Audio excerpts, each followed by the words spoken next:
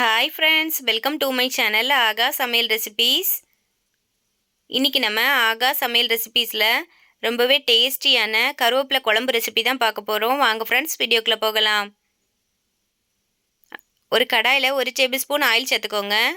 Oil சூடானதும் ஒரு கைப்பிடி அளவுக்கு கருவேப்பிலை சேர்த்துக்கோங்க.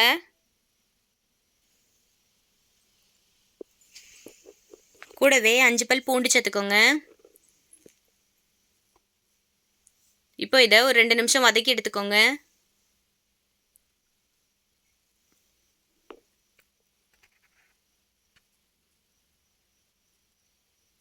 இப்போ கருவேப்பிலை நல்லா வதங்கிடுச்சு. இப்போ இதை ஆற வச்சுட்டு மிக்ஸி ஜாரில் மாற்றிக்கோங்க.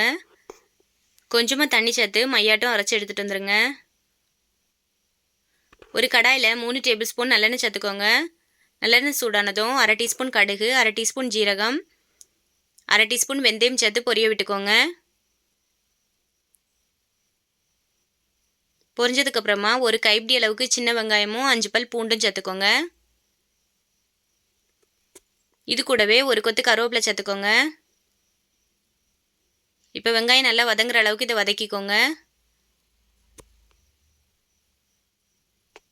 இப்போ வெங்காயம் நல்லா வதங்கிட்டு ஒரு தக்காளி பழத்தை குட்டி குட்டியாக கட் பண்ணிட்டு இதில் சேர்த்துருக்கேன். நம்ம அரைச்சி எடுத்து வச்சுருக்க கருவேப்பிலையும் இதில் சேர்த்துக்கோங்க.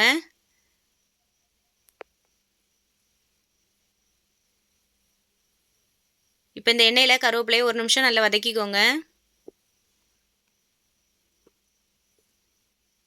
இப்போ இது கூடவே மசாலா பொருட்கள் சேர்த்துக்கலாம். 1 டேபிள் ஸ்பூன் வத்தல் தூள், 1 டேபிள் ஸ்பூன் மல்லித்தூள், 1 டேபிள் ஸ்பூன் சாம்பார் தூள், 1/4 டீஸ்பூன் மஞ்சள் தூள், தேவையான அளவு உப்பு சேர்த்து மசாலாவில் இருக்க பச்சை ஸ்மெல் போகிற அளவுக்கு ஒரு 2-3 நிமிஷம் இதை நல்லா வதக்கி எடுத்துக்கோங்க. இப்போ நல்லா கலர் மாதிரி வெந்து வதங்கி வந்திருக்கு. இப்போ இது கூடவே ஒரு சின்ன லெமன் சைஸ் அளவுக்கு புளியை 1/2 மணி நேரம் ஊற வச்சு புளி கரைசல் எடுத்து வச்சுருக்கேன். அதை இதில் சேர்த்துக்கிறேன்.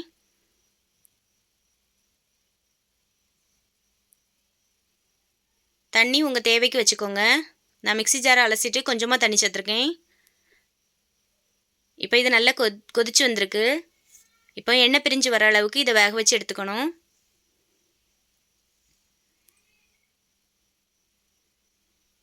இப்போ கருவேப்பிலை குழம்புலண்டு நல்லா எண்ணெய் பிரிஞ்சு வெந்து வந்திருக்கு. இப்போ இதை நல்லா கலந்து கொடுத்துக்கோங்க. இப்போ இது கூடவே கொஞ்சமாக வெல்லம் சேர்த்துக்கோங்க.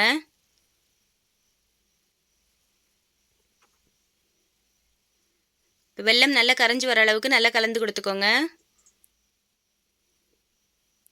இப்போ வெல்லம் நல்லா கரைஞ்சி குழம்பு ரெடியாகி வந்துட்டு இப்போ அடுப்பு ஆஃப் பண்ணிக்கோங்க.